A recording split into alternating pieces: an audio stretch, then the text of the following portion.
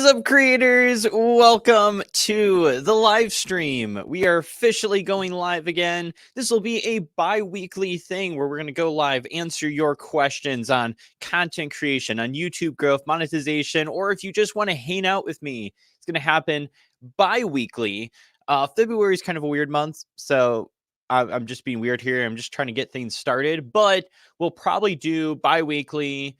Either the first or second week of the month, and then obviously the next stream will be somewhere in that month. But yes, we're doing it. We are back. I'm super excited to get into answering your questions. And if I do get the chance and I find a time, or I might hire a family member, I might try to add chapters down below. So if you are rewatching this live stream, you should hopefully be able to jump to different questions that are asked to make this live stream super rewatchable. I might try to do that. Because I feel like a lot of people want to watch live streams and kind of get more info, but there's no chapters or anything. So, Coolio, what is up, Nebula? Funny story with Nebula here.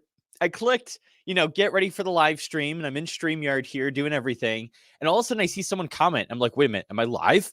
Am I live or something? How is someone commenting? Apparently, if you don't schedule the live stream and you go into the studio and you said you are going to do a live stream, it just says upcoming on YouTube. So people can actually join in and start commenting even before you hit the go live button. So I was freaking out, but it's good to see you, Nebula. Thanks for coming in.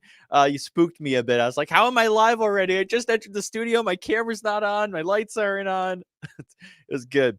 We got Nafe. We got, I cannot pronounce your name, Jacob. Joseph is in here. We got Spill Eve Gamer, Premier Adventure, Five Rising, Renee, Matt, Stall, Atik, ClickFix. After a long time after Watermelon Live. Yes, back from the Watermelon days. And the best part is, and this is why the live stream has returned, is if you can tell, I am not in a bedroom anymore. I'm not in an apartment. I have actually my own office space. And as a result, I have access to better internet. Yes. Woo. Is there a little sound effect thing? Can I do a sound effect thing here? I don't know. Maybe not. But clapping sound effect. Everyone do the little clapping emoji or something. I have access to better internet. I have better upload speed. I don't have a ton of devices connected to it. So if this starts to lag, I'm going to be upset. Because you know what? You want to know the truth? Because this is a business, I have to pay $115 a month for internet, and I'm on a promotional period. So I'm paying ridiculous amounts of money for my darn internet when everyone else is paying like $50 a month, just so I can live stream and have proper upload speed for this. So holy crap, y'all better show up or join the membership that's now here on YouTube. Because that's expensive internet, man. I don't think anyone should have to pay $115 on a promotional period, and then it goes up to like $170. So I'll probably have to fight them in like 9 or 10 months to keep the internet where it's at, because it's already ridiculous. But we can live stream. So hey, if you got questions, feel free to put a Q before your question so I can see it out of all the chat in there. So do a little Q and then ask your question. It could be on content creation, YouTube, etc. Or if you just want to ask me weird questions about my background, that's cool too. But feel free to do that. I'm going to continue going through the chat. Yes, the clappy hands. We have good internet. Oh my word. Such a pain. And even still, I'm in a spot where I don't have access to fiber internet yet. Like if I had fiber, man, there'd be absolutely no lag whatsoever. I'd be able to upload things so fast, but it'll do. It'll do. OBS, I'm still confused. Not OBS. This is StreamYard. I'm using StreamYard right now. I was using like Riverside for a bit, and then it got kind of glitchy, and so now I'm over on StreamYard. And I also wanted to get StreamYard because I'm doing the podcast now. If you haven't seen that podcast episode with Angie, Profit from Your Passion podcast, we're actually interviewing people and learning how they monetize their channel, even if they are small creators. So that way you can start monetizing your channel. So I'm going to be interviewing more and more people. We should have another episode releasing in the next week or two, which will be super awesome. I interviewed someone who's gotten over 250 million views from shorts. That's right, 250 million views from shorts. If you're interested in that, stay tuned. Next week or two, that episode's going to be uploading. There's some big gems that are dropped in that episode you're going to want to pay attention to. So you can use shorts to grow your channel. So different things like that are going to be popping up throughout. So I needed StreamYard so I could actually do the podcasts and the different things like that. So yeah. Good afternoon, Luis. Thanks for hopping in. I always see you in the comments. Nice to see you here. I'm not sure if I said hi, but hello. Greetings from France. Also, let me know if you don't have a question. If you don't have a question, let me know where you're streaming in from. Because it is 11 a.m. Where I am in Wisconsin. So 11 a.m. Central Time. So I am curious what it's like across the world. It might be a good time where I can reach my global audience. I'll know who's sleeping right now. Yeah, but let me know where you're at. Let me know where you're at and what time it is. Let me know both where you are located and the time of day. And that'll kind of let me know like who's actually awake here, who's needs to sleep and shouldn't be on this live stream. Hit the like button. Absolutely. Genius idea. Q, yes. If you have a question, do put the Q there, but do follow that Q with a question. Do like the Q : and then this is my question. That way I can pick it out, but don't just put a Q. That will not help. Let's see. Here we go. Perfect example. Q, can you give me a shout out? No. Shout outs don't work, man. That's one strategy that won't work. Is shout outs. You need good organic content in order to grow and actually get anything. Q, why haven't I gotten free membership yet to give away? Because I haven't seen your name, Jack Tinga. I do have now the ability to give away free membership passes. But we'll see. You have to earn them. I feel like if someone shows up quite often to this live stream, I will gift them a free membership. And what that membership does, if you join the YouTube membership now, not only does it help me keep all my content free and not having to sell it or do anything like that, but it also is going to get you access to a private live stream. Normally right after the first live stream of the month. Not doing it this month because we just started this up, but next month, that first live stream of the month, you're going to get a private live stream with me and whoever else is in the membership, which right now it's no one. So it'd literally just be a one-on-one with me, which I'm now doing YouTube consultations. And for an hour of my time, I'm charging $200. So you join the membership for $10 and no one else is there. You're basically getting a free consultation from me. So that'll be happening too. So there is also value there, but not giving away memberships yet. I will though. So if you do keep coming to the live streams, I am planning to, I don't know if I'll do like a random pick or if you're a regular, I'll pick you. I'm not sure yet, but the fact that I can gift memberships, I do want to give them out to people. So stay tuned. I am going to do that. Let's see. Question, are you looking at channels and giving YouTube advice or no? Definitely giving YouTube advice. I don't know if I'm doing direct channel reviews today. I haven't planned out fully what each, this live stream, I just wanted to get up and get going.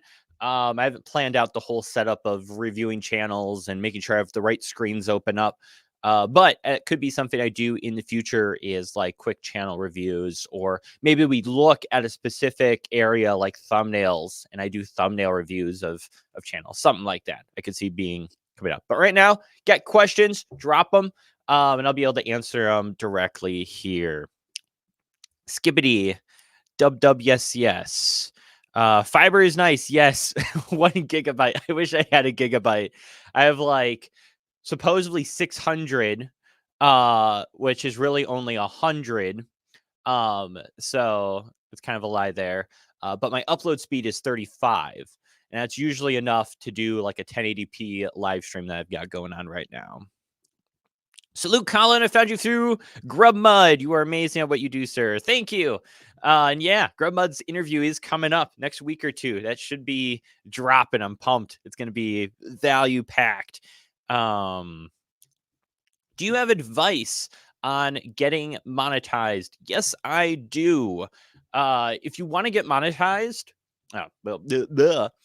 if you want to get monetized, what you need to do is not worry about YouTube AdSense and instead think about monetizing through other methods like affiliate marketing or through memberships. Like, you don't actually need a YouTube membership. You can just do a buy me a coffee. Like, you can sign up in 15 minutes and have a membership on your channel with 0 subscribers. And even if you're getting 100 views, if 10 of those people are in your $10 a month membership just to support your free content that you put out, that's $100 a month for you. And that's something a channel with 100 subscribers can't do on a normal basis. Or with affiliate links, if you look at what Angie did, she had 3 subscribers from that podcast episode I did on the channel. She had 3 subscribers and was able to start making money. And the machine she was selling, I don't think she told me the exact amount she made, but she said like 10%, I think, out of a $900 product. It's like $90 per sale, and she got 3 sales under 7 subscribers. So do the math there. And as she continued to get sales, she made more money. When I got started, I was just after AdSense, and it's totally fine if you want to be, but it's not the fastest route to money. And if I was restarting now, if they erased my channel and I have nothing, no views, no anything, the first thing I would do to try to make money is affiliate marketing and the memberships, because that is going to be your fastest route to actually bringing income in versus struggling and having to learn how to make really good content, learning topic choice and thumbnails and video editing and all these different skills you got to build up, being on camera. You have to learn all those things, and that's going to take time. And so it's going to take a while to hit that 1,000 subscribers and 4,000 hours of watch time. So I would say start monetizing now, and then you'll start making money. And then maybe you can take that money and invest it into learning more skills. Like, there's some great thumbnail courses out there. There's great courses on coming up with titles and topic generation that I've taken from other creators. And so you can kind of go through and learn those skills and improve. And so the money you're making, you're basically being a smaller Mr. Beast, where you're taking the money, you're investing it into yourself so you can build skills and be able to grow faster. But that'd be my thoughts. Let's see. Question: should I make variety content or just stick to one main game? So simply put, if it's the same audience, it can be on the same channel. If it's a different audience, put it on a different channel. So in the gaming space, I have seen people successfully switch between games if they are similar. For example, I've seen Fortnite and Apex be on the same channel, which are both battle royale games and can have the same audience base that are interested in it. And that's kind of the tricky part about gaming, is games come and go. Like, people are interested in a game for a while and you can build up a following around it. But if that game dies off, you're losing that audience, and then you got to try and figure out what game did they go to next, and how you bring them along. So I would try and stick with a game initially to build your audience, and then try to build the like and trust factor where they like you and your personality. And that way, even if you do shift games later on, they don't care. They're just there for you and your personality and who you are. Or for example, and I hate to bring this up, but like PewDiePie, when he got started with gaming, people just liked him and his reactions to different games. And so it didn't matter which game he played. You could switch from horror game to this game to playing the, any of those other games that are out there. And people were following him because of his personality when he plays these games. So if there's something like that can stick, you can start with one game. Like for him, I think it was, at least when I watched him, it was like Slenderman or Amnesia he played, and he had a bunch of series on that. That's where I learned about him. And then I followed him along through his journey because I liked his personality of him playing that game. So hopefully that makes sense. I think that's still applicable to a lot of people. Like, once people like and trust you, you can be almost nicheless because people are just interested in you. And that's why also celebrities have really big channels and they can kind of do whatever they want, and we watch them because we're just interested in the person in general. Let's see. Hi from the Philippines. Can you show us the play button? I mean, I guess if you want. There's that. They're both the same play button, by the way. That's not a second channel. They're both the same, but that's the play button. Very cool. Let's see what else we got here. From the Netherlands, 6 p.m. Awesome. We got San Francisco. We got Canada. 12 p.m. for me, Eastern Standard Time. Cool. Canada. Oh, here we got all the times coming in. From Tanzania, 8 p.m. Okay, so anyone past Tanzania is in the PM. Here we got 18 hours from France. What is your birthday? It's in November. Let me do that. I don't know why I'm being cautious about my birthday, but it's like one of those questions, like if you're trying to get information on someone and like hack them or something, like having their exact birthday could be important. So it's in November, and I am 27, I believe. I think I'm 27. Answered that monetization question already. Can you give me ideas for shorts? Absolutely. So for shorts, here'd be two different idea tracks you could go down. First one, search. This is something a lot of people don't realize, but shorts are searchable. And a lot of times someone will click on a short over a long form video that's going to show them how to do something. So whatever niche you're in, it could be gaming, could be makeup, could be real estate, could be whatever, just talking head videos. Figure out what those frequently asked questions are in your niche, or just common things people might search, and make shorts on those things, whether that's tips for beginners, or if you're in gaming, like here's what's in the newest update, or here's the best weapon to use, or something like that. Whatever those are, you can make those shorts, and then they'll pop up in search and they'll continue to get views. I have a short where I taught how to reply to comments with a short, and it passed 250,000 views like a month ago. And it's not because of the short shelf; it's just sitting on search, and people are searching up. Oh, how did this person reply to a comment on a short? Let me search that up. Oh, here's a short showing how to do that. Click on it. Boom. And eventually, and this is my theory, I'm going to have to test this out more and more, but my theory is that if someone clicks on your short in search and watches it, that is going to help you get recommended more on the short shelf, because they saw that you are interested in this content and you watched this creator all the way through and you might have liked it or did something, and that's showing signs of satisfaction. And so you could end up getting recommended more. I might test it. I might create a brand new channel where I haven't watched anything, and I'm just going to search shorts in a niche, leave the app, and then come back later and see what my short shelf is. If I get that exact same creator I looked up, maybe I'll make a video on that. That might be an interesting experiment, but I do think that's the case. So that's one way. The second way you can do ideas for shorts is just see what has been proven to work and find your own way to approach that idea. So find competition in your niche who are putting out shorts, and look at their most popular shorts. Pay attention to what their hook was, like the first words out of their mouth and how they caught people's attention. What was that topic? Different things like that. Study them and how they succeeded.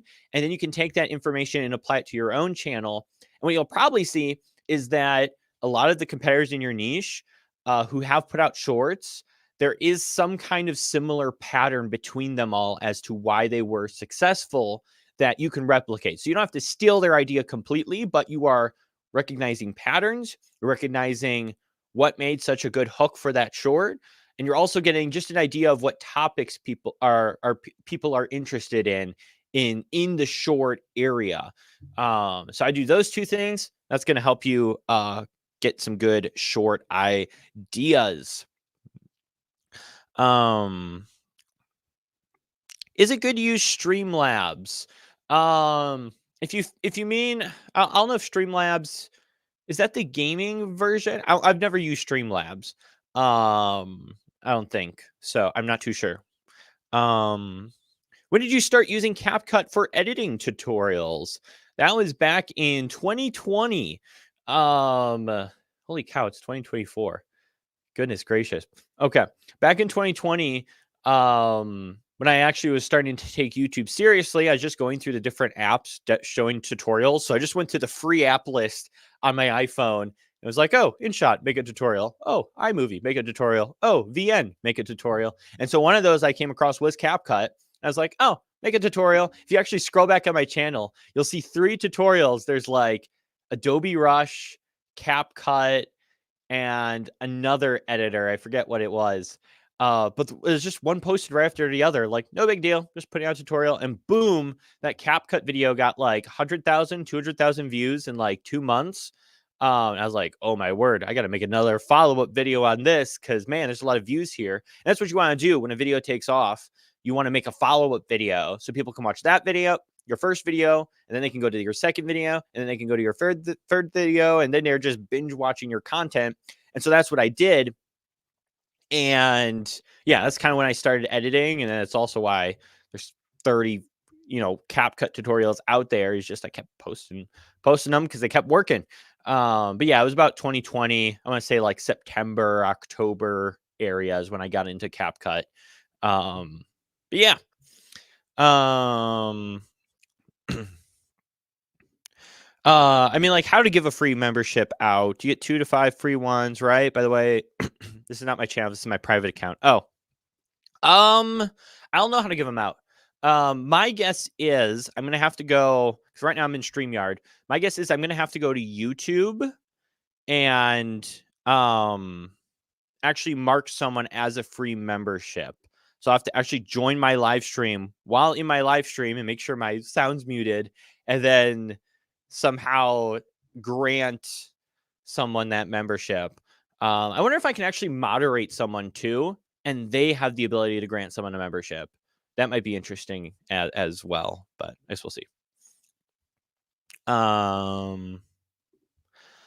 At what time to post shorts on YouTube? Anytime you like. Time zone doesn't really matter when you post it. At least I don't think so. I've heard people say otherwise and said like, for example, if you're making gaming content and it's a younger audience, posting right when they get out of school makes most sense. But at least in my opinion, my thought is post it whenever. YouTube's going to serve it to the right viewer. Whether it's immediate or whether it's in a few days or a few weeks, YouTube's going to get it there one way or another. I don't think, and this is my thought, I don't think you can post the best video. I don't think Mr. Beast could post a video at 1 a.m. when no one's awake and it not get views. And I think it's the same for any other creator who posts a really good video. I don't think that the only reason this video didn't perform is because you forgot that wrong time zone. Darn it. Or, oh man, I forgot my hashtags and my tags and I didn't optimize my description and title. Darn it. This insane video that has incredible retention cannot get promoted now because I screwed up this little, minuscule thing. So I wouldn't worry about that.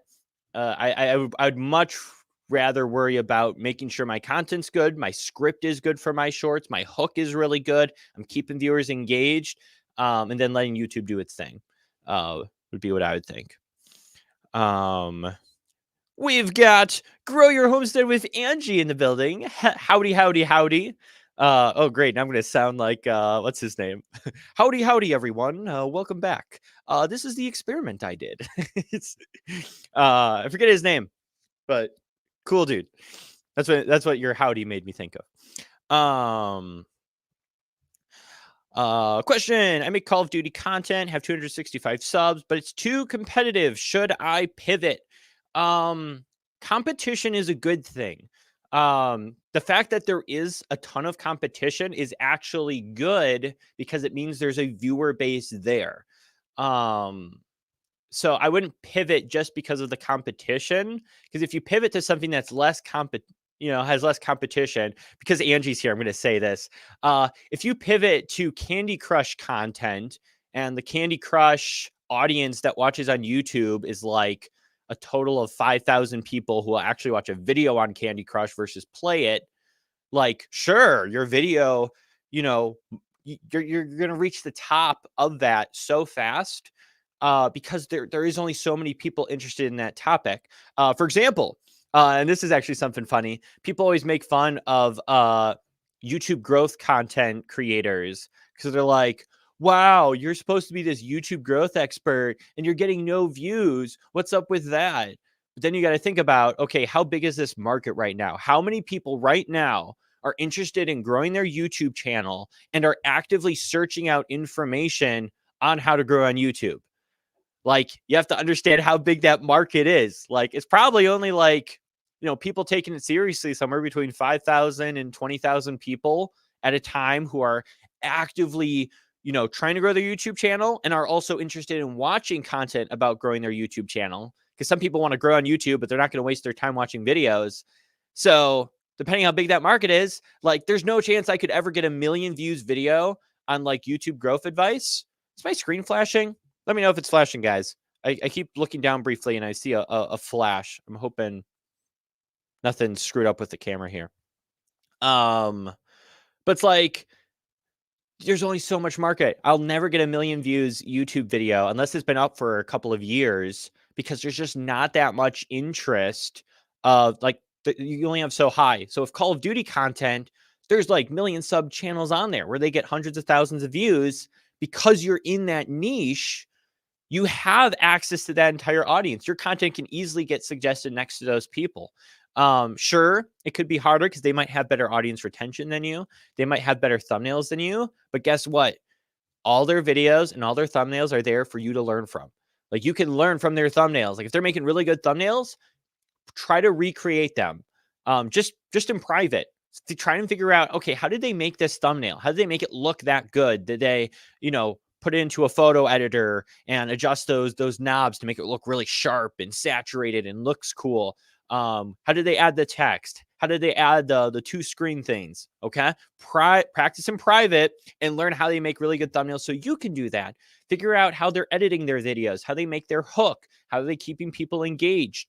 And then also with some of those channels, there's areas they won't cover per se. For example, in the CapCut area, which CapCut is pretty competitive, believe it or not. Like, you got Justin Brown from Primal Video. His CapCut video, he's going to do like a main tutorial video, but he never gets into the specifics of how to do specific things in CapCut. So he'll do the CapCut tutorial and it'll do really well, because he's amazing at what he does. And then he'll go on to another topic, but he won't get into how to do a zoom effect. He won't get into how to do green screen and how to add music and how to duplicate yourself. He's not going to go into those little areas. He's got plenty of other topics he wants to focus on. So for me, I could just go in and do all those topics. So even though his main video might perform better than my main video, I'm going to still get their viewers, because after they watch his video, they're going to see my videos suggested next to them on the zoom effect and duplicate and all those other things. And so they'll still make their way to my channel regardless of how good his video performs. So look for those areas where you can stand out and compete and do things no one else has done. But also there's a lot of other areas you can get into as well. Like with Call of Duty content, there's always new updates. There's always new loadouts that you can set up that are like super proficient and work super well, and it's going to allow you to get a high KDO. So, there's a lot of different areas. So just because it's competitive, don't leave. Competition is good because it means there's actually demand there. But yeah, hopefully that was helpful. Was it flashing at all? I'm going to look real quick and see if we got any flashes. Maybe not. Doesn't look like anyone said they saw flashes. All right, let's keep going. We're at the 30-minute mark. Thank you for being here. I'm going to drink some water real quick. I don't usually blab for this long in my videos. Blah. All right. Trying to do reactions on the fly. Which screen recorders work best? The one built into your phone is the one that's going to work the best. That's what I do when I'm doing reaction videos on the fly. Love your channel. I learned a lot. Awesome. Question. I've been creating content for about 7 months now. Why is it that videos or shorts with better audience retention and engagement often underperform videos or shorts with lower audience retention? Interesting. So, from my understanding with shorts, video length matters greatly with shorts. And what you got to think about too is with shorts, it's kind of like the YouTube homepage, and like everyone's competing. So even if you might get, let's say, 100% audience retention on a 15-second video, if there's a video out there that has 200% audience retention, and there's a ton of videos with 200% audience retention where someone watched a 15-second video twice, those videos are going to get shown instead of yours, not because you didn't have good audience. Well, it is because you didn't have good audience retention. To you, you're just looking at your own video and you're like, dang, everyone watched it through till the end. Why am I not getting promoted? It's because YouTube has these giant list of other videos that exceeded 100% audience retention that they can show that viewer that they're going to be interested in. And that's what YouTube's after, viewer satisfaction. So if YouTube has 2 videos that they could suggest next, yours is 100% audience retention. This one's even 150% audience retention. They watch it through and then watch it halfway through again. They're going to show this one because this one's probably going to satisfy the viewer more. They're going to watch it more. Maybe they interact with it more, even though I don't think interactions is like a huge deal when it comes to shorts, but then they're still going to show this one. So you have to think about it on that point.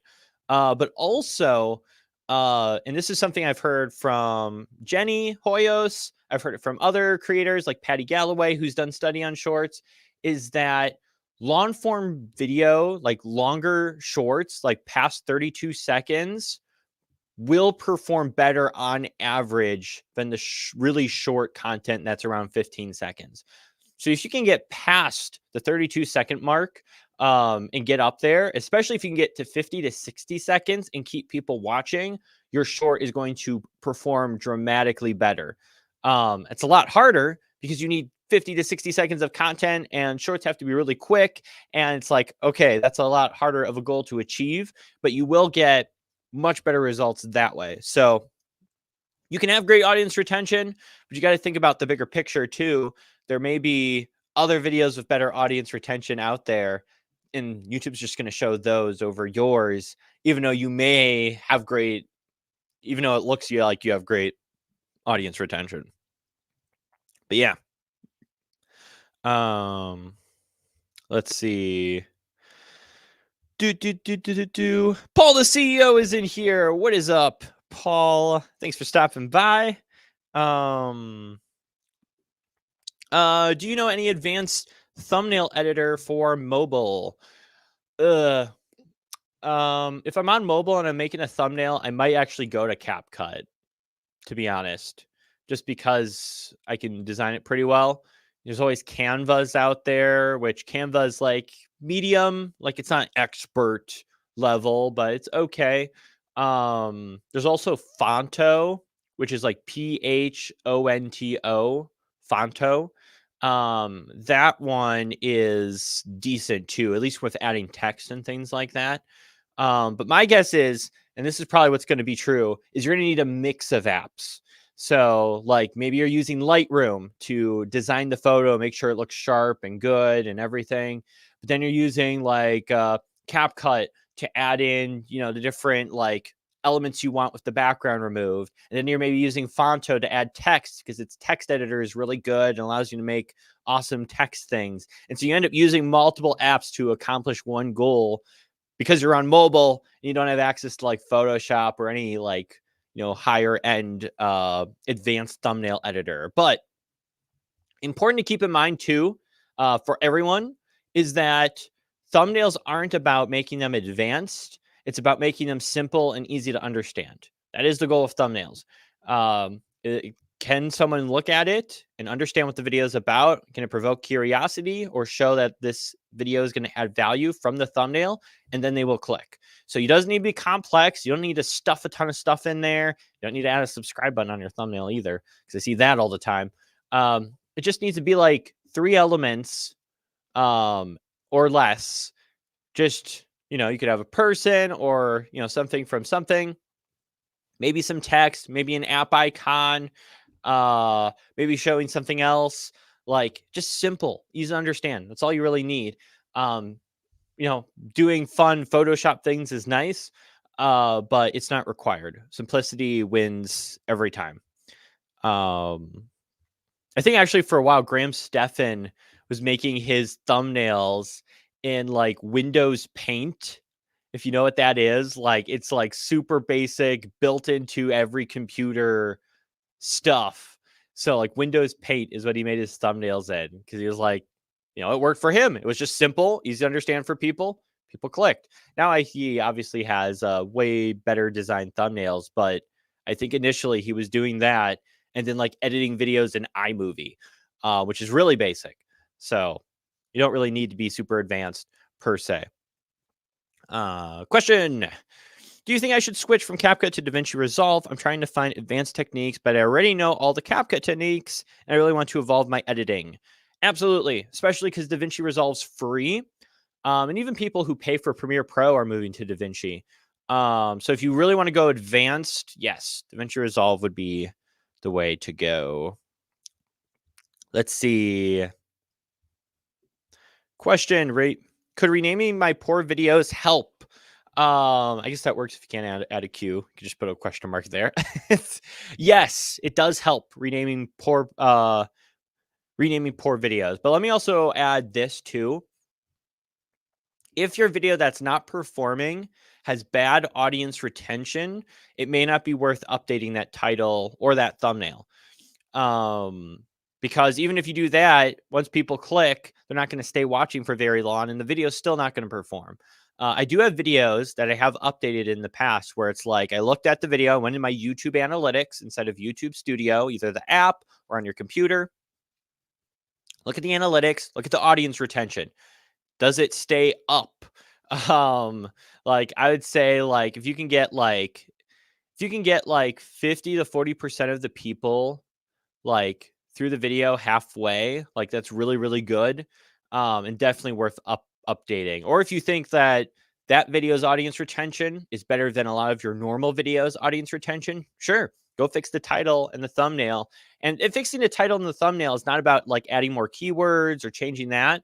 It's more about how do I persuade viewers to click, and readjust that. Example, I did a video on my second channel where I said why I'm returning Apple Vision Pro was the title. And so it was up for 2 days and nothing really happened. And so in my head, it hit me. It was like, why do other people, why does anyone care that I returned it?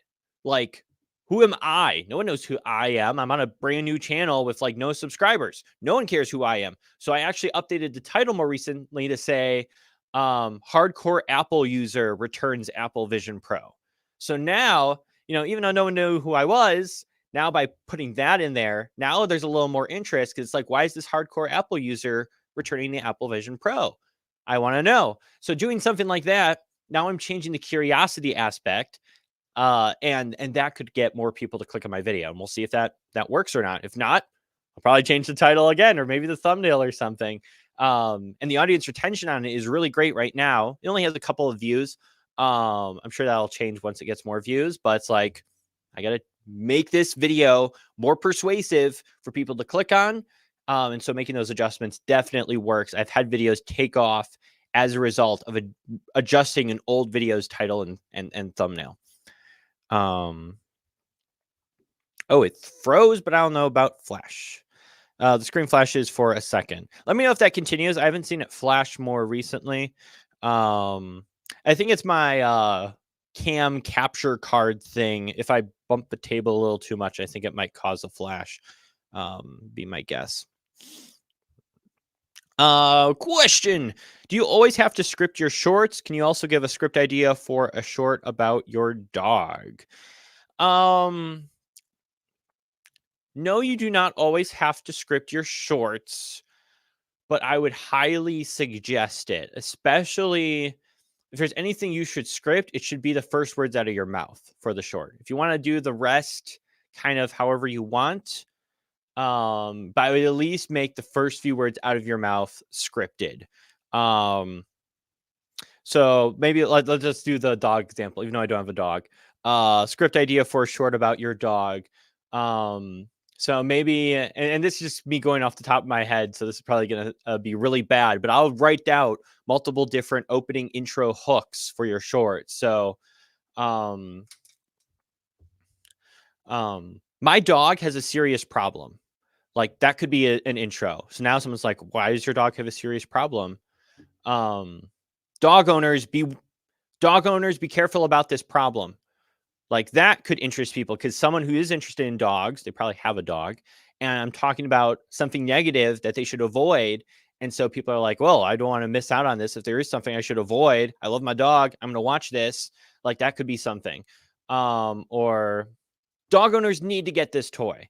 And that could be maybe an affiliate video where I'm promoting now an affiliate, but I'm immediately catching the attention of the person who's potentially watching. Or, you know, I think this one's horrible, but you won't believe what this dog did.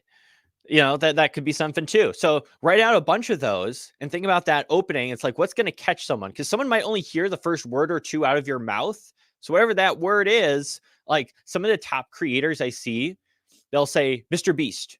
And then they'll continue on like Mr. Beast does this strategy to grow his following. Or Andrew Tate just did this. Like they'll use the name of someone popular in the first word out of their mouth is that name. So it instantly catches people's attention because they recognize that name and that interests them. It's a topic they're interested in. Or we had the Call of Duty guy on here. So as one of the comments. So Call of Duty just released this new update and here's everything you need to know. Like that could be something. I immediately said Call of Duty out of my mouth. So anyone interested in Call of Duty is going to be watching that video. So that'd be at least some ideas. I would personally script out everything. Something Jenny Hoyos does, and she grew to 1 million subscribers with shorts in like a year. She makes every second count. She'll spend 14 hours editing a 32-second short. 14 hours editing a 32-second short. I cannot fathom that. I've never spent 14 hours editing a short, but that is what she does because she makes every second count. She scripts everything out. She edits everything perfectly. So engagement is incredible. Let me know if you guys ever done a short for 14 hours. I doubt there's anyone here. But that's what she does. And her videos obviously perform. So, you know, if that person's in your niche, if they're willing to spend 14 hours editing a short and you just want to go off on a whim, it may work. It may not. You may get lucky. Or it might just be a really interesting topic that people don't care about, you know, how scripted it is. They just want to listen to the person talk about that topic. You know, that works. Sometimes our least thought out shorts perform better than the ones we spend a ton of time editing. Let me know if that's ever been the case for you. You upload a short and you think, I'm just going to upload this. What the heck? And you're like, oh my gosh, this performs super well. And then when you're really strategic about something, it never does what you're supposed to do. But that's my scripting advice. What device do you use for recording and what microphone? So this is right now a Sony A7C. It's a full frame DSLR by Sony. Great autofocus. I have I think it's a 20 millimeter f1.8 lens. So very wide angle and very, shallow depth of field, which gives me a really blurry background with a wide camera lens. And then the microphone here is the Samson, not Samsung, Samson, like the strong dude who knocked down that temple. Samsung 2QU is the microphone. It's like $100 microphone on Amazon. I got like this kit for like $130. So Samsung 2QU. And that's what I use for for my setup for recording and microphone. Yep. All right. I make edits and other gaming videos, and I only have 200 subs. How do I improve? If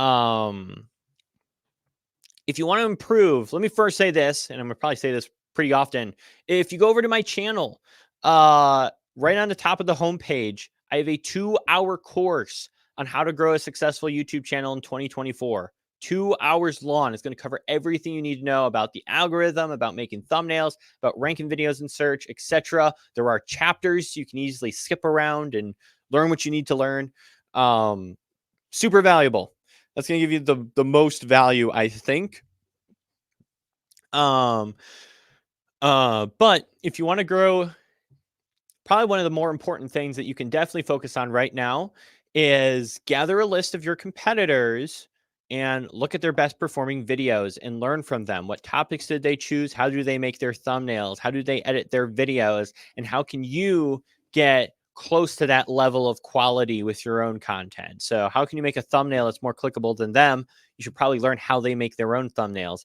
If you want to make better edits than them and better gaming content, so people click on your video, you probably need to learn how they edit their videos as well and what they use to keep people engaged and stuff. Become a student and really understand what viewers care about in that gaming space, whichever that is. Because there's different communities and different things that people will be interested in. So that'd be my quick advice. Studying competitors, super important. I do it every single month. There's not a month that goes by where I'm not looking at what my competitors are putting out, paying attention to what's working, what's not working, and taking inspiration from that. But then also, yeah, check out the 2-hour course. It's free. It's free on my YouTube channel. It's not my website. It's on my YouTube channel. You click on my little profile picture. It's right near the top of that page on YouTube. 2-hour course. You'll love it. And yeah, Canva is a great thumbnail maker as well. Let's see here.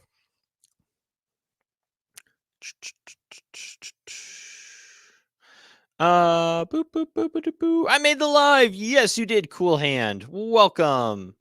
This guy taught me everything I know about CapCut. You are welcome, sir. Let's see. We got 13 minutes left before we wrap up this live stream. So get anything out if you want to get it out. If your short's under 32 seconds, would it be better to just turn it horizontal and upload as a full YouTube vid? That's what I do. Or, oh, wait, greater, not under. If your short is greater than 32 seconds. No. Again, like I was saying back when I was talking on shorts, like the longer the short is, the better.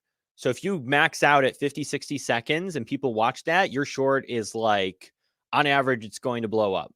As long as it's a good short. So anything over 60 seconds, make horizontal. Absolutely. But if it's under 60 seconds, I would make it into a short. Unless the only time I wouldn't is if I'm an affiliate for something and I'm showing you how to solve something really quick as that affiliate. And I want people to be able to click a link and go off of platform. If I don't want people to go off of platform, I'd make it a short. That's what I would do. Let's see. Boop, boop, boop, boop, boop, boop. Catching up. Oh, dang, I'm far behind. Goodness gracious. I'm going to try and catch up. All right. Rapid questions. I'm going to rapidly go through these. Question. Do your deleted clips from your timeline in CapCut go into a separate folder, or do you have to undo to get them back? That I don't know. If clips get deleted from my timeline, I just re-add them into the project. Yeah, I don't know if those are stored anywhere. I live stream Minecraft on mobile, but the delay I like 20 seconds. Do you know how to fix that? That I do not. Yeah, because depending what you're using might just be causing that delay to live stream Minecraft, whatever you're using. Like I know OBS, if you use OBS for Minecraft, which I know you're doing Minecraft on mobile, but OBS on desktop, you can actually adjust that delay. Looking for question. Hello. I think of quitting YouTube because I'm low on views and subs. Can you give me an advice for this decision? Are you only after subscribers and views? Is that the only reason you're doing this? If you want to grow on YouTube, it's going to take you a while because you have to learn the right skills. And I'm going to be a little nosy and go to your channel, Madani. Here, let me make sure I pull this up properly. Hang on, might be some feedback here. Myself, pause. All right, we're gonna go stalk you, Madani. Where is that comment? Because I'm curious, how many videos have you uploaded? Let's see if I can find your channel. What did it say? It said Mad Annie. I can't even find you. It looks like you do Roblox. So search Madani Roblox. That'll be my best chance. Got you. 503 subs, 61 videos. Let's take a look at this. Oh, so you got 8 long forms, and the rest were shorts. Dude, you're brand new. You are brand freaking new. What do you mean quit? I see you have the YouTube channel since 2021. But like your most recent long form was 2 months ago. What about your oldest short? I'm gonna go click on this real quick and see how long ago this is. So 2 months. November 20th, 2023 was your first short. So December, January. You've been at it for 3 months. You've been posting content, and I'm not trying to be mean here. I'm trying to be encouraging and and help you realize the reality of this. You have been posting for 3 months, and you have 500 subscribers. It took me 9 months to get 14. 9 months, and I got 14 subscribers on this channel here. Okay, 3 months and 500 subs is really, really good. I don't know what you expect. If it was that easy to get like thousands of views and thousands of subscribers, everyone would do it. 98% of channels don't even have 10,000 subscribers. That means you're like growing at that rate in a couple of months, that snowball can pick up and you'll be in the top 2% of YouTubers who are past 10,000 subscribers. Like, it takes time to build skills. If you're willing to give up at 3 months, like, you got to last longer than that if you actually want it. And probably more importantly is, why are you doing this? That's always an important question to ask. And I'll hurry up and get to some of these other questions too.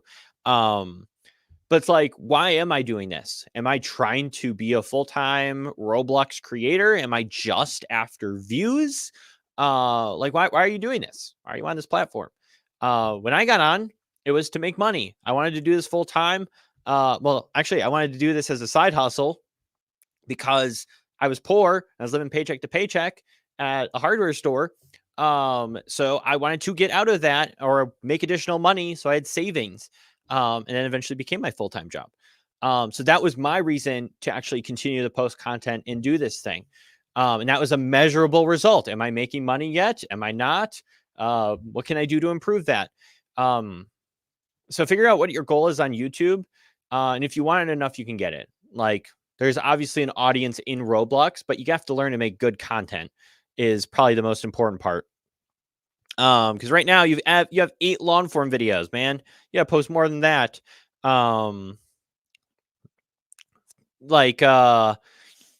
Just like some of these, claim your pending Roblox now, buy my merch now. Like, why would I click on that?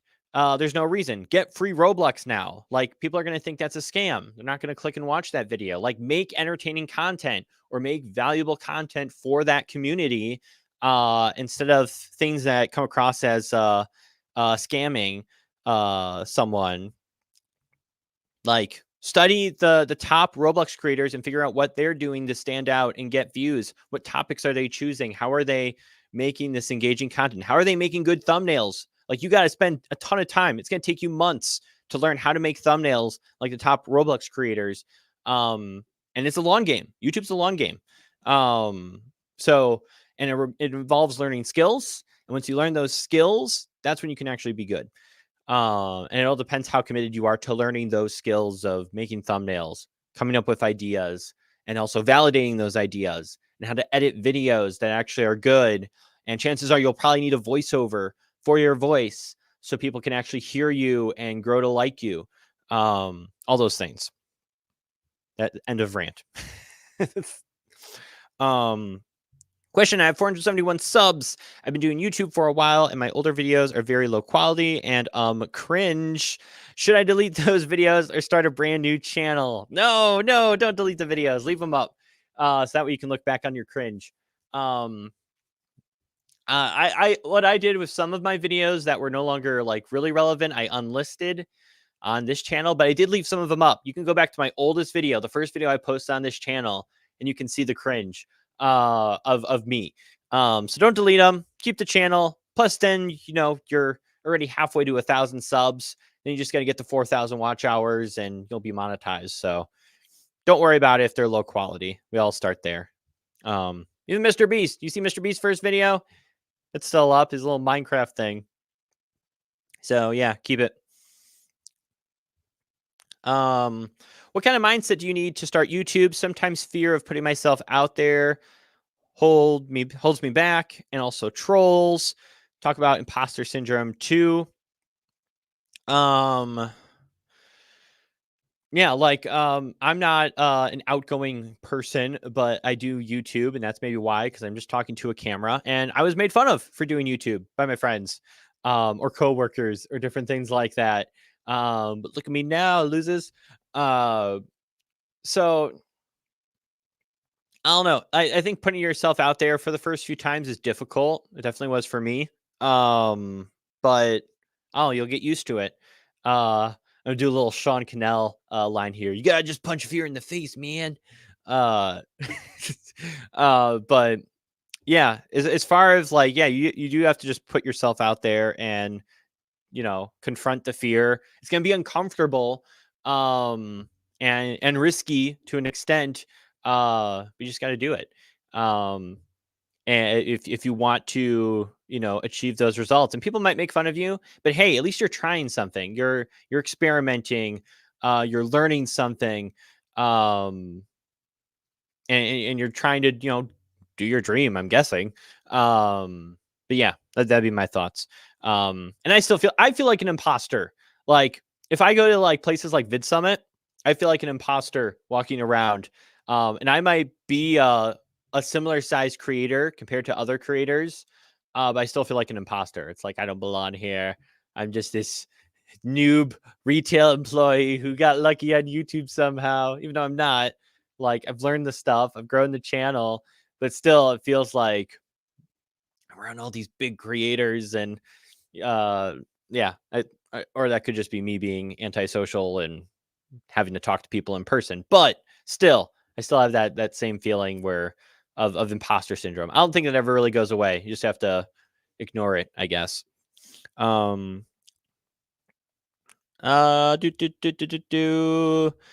Let's see.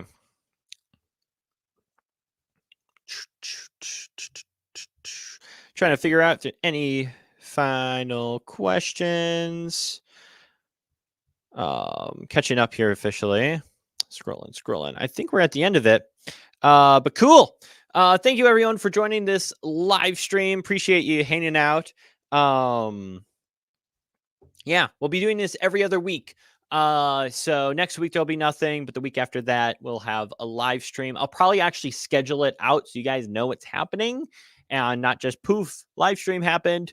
I'll try to give notice and schedule it so that way everyone can show up. But thank you everyone for attending, and I'll see you guys next time. So peace out.